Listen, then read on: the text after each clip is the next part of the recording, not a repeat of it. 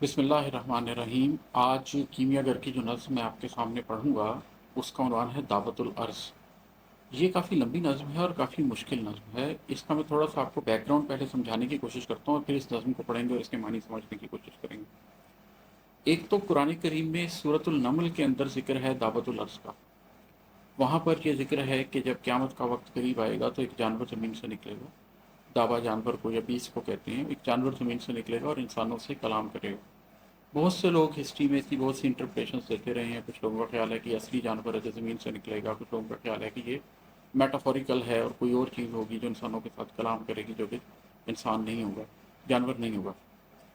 اس کے علاوہ قرآن کریم کے اندر ہی ہمیں پتہ چلتا ہے کہ سورۃ السبا میں حضرت سلیمان علیہ السلام کی رحلت کا ذکر ہے کہ جب ان کی موت کا وقت آیا تو وہ ایک سٹک کے سہارے کھڑے ہوئے تھے اور وہاں پر اس سٹک کو دعوت الارض نے کھا لیا، اور جب وہ سلیمان علیہ السلام گرے تو جا کے جنات کو پتہ چلا کہ سلیمان علیہ السلام نیچے گر گئے ہیں۔ وہاں پر اس کا ترجمہ دعوت الارض کا گھن کا کیڑا کیا گیا کہ دیمک کا کیڑا ان کی سٹک کو کھا گیا اور اس کے سہارے وہ کھڑے ہوئے تھے تو وہ گر گئے، اور اس سے جنات کو پتہ چلا کہ وہ ابھی تک سمجھتے رہے تھے کہ حضرت سلیمان علیہ السلام زندہ تھے، اور ایسا نہیں تھا، وہ ان کی رحلت کے باوجود ان کے لیے کام کر رہے تھے۔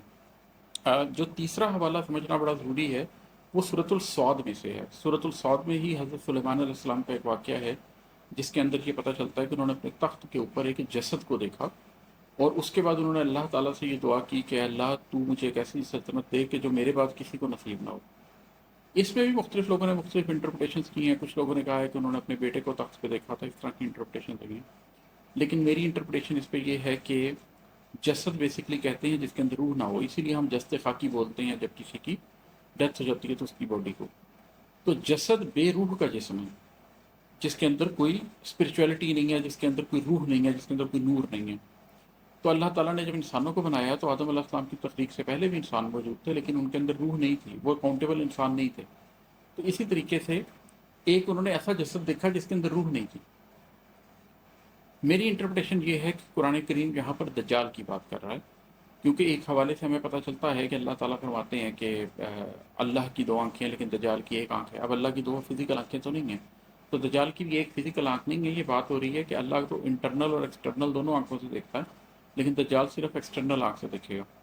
اور یہی وجہ ہے کہ اس کے بعد سلیمان علیہ السلام نے یہ دعا بھی کی کہ مجھے میرے بعد ایسی حکومت کسی کو نہ ملے، اس لیے کہ وہ یہ چاہتے تھے کہ کہیں ان کی یہ حکومت بعد میں دجال کے ہاتھ میں نہ آ جائے۔